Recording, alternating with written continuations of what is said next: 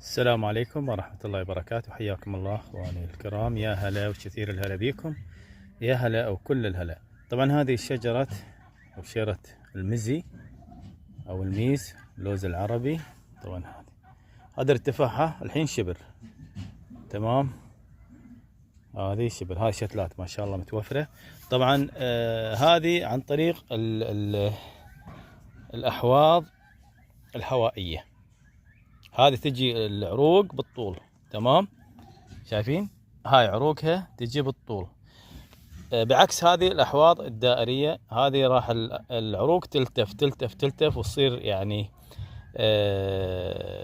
تعبانه، ما تضرب عرقها في الارض مباشره، تمام، وتتعرض الى يعني تموت بعدين. لكن هذه الاحواض هذه الجذور هوائيه، لما توصل تحت خلاص تموت، تطلع غيرها، تتجدد الجذور دائما متجددة، وأفضل زراعة يعني من الأحواض التقليدية. هذه شتلات الميس، واللي يحب عندنا كمية ما شاء الله تبارك الله.